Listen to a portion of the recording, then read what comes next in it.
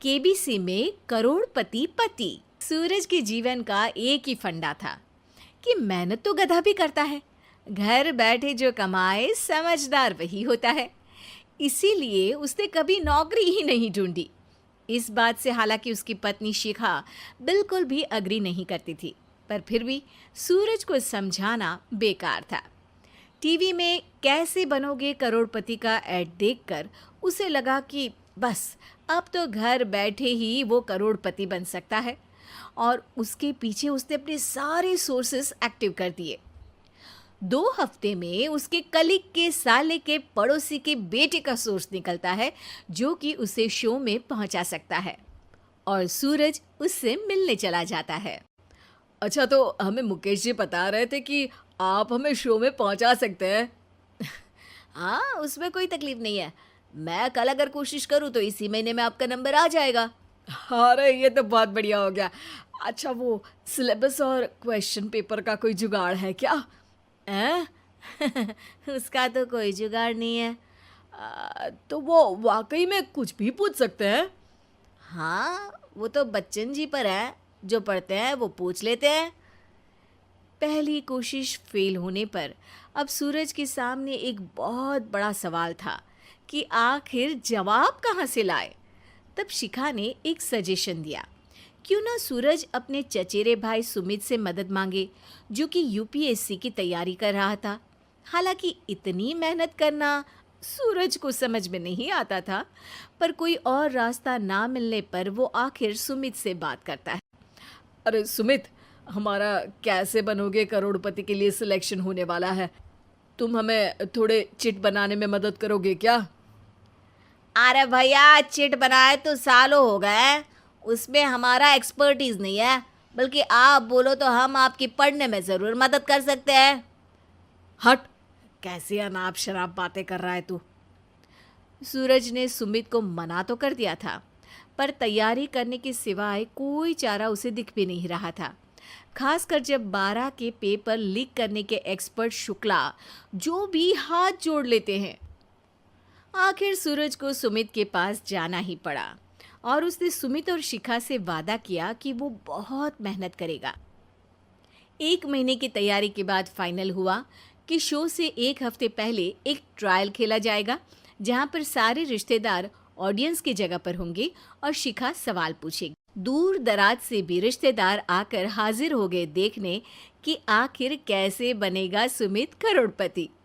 सब कुछ सेट था, और इतने में सूरज आकर अपना स्पीच देता है। ये 1 महीना मेरे लिए आसान नहीं था, पर अपने भाई सुमित और अपनी पत्नी शिखा की मदद से मैं इतनी दूर पहुंच पाया हूँ। मेरे मम्मी पापा के आशीर्वाद ने भी बहुत साथ दिया है मेरा। मैं उम्मीद करता हूँ कि आज के शो में आप लोगों को बहुत मज़ा आएगा। साक्षी पहला सवाल पूछती है और पूरे कमरे में सन्नाटा छा जाता है। इंडिया में कितने स्टेट्स हैं?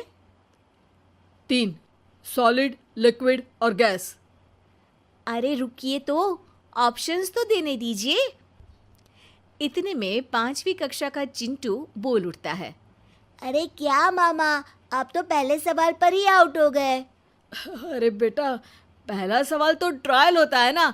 अरे तुम अब देखना। देखने जैसी बात तो थी ही। सूरज को इतना शांत किसी ने नहीं देखा था। कभी कभी तो लगता था मानो सूरज आंख खोलकर ही सो गया हो। मामा जल्दी करो प्लीज, कल सुबह पनवेल भी तो निकलना है। अरे हट, कंसंट्रेट करने दे मुझे।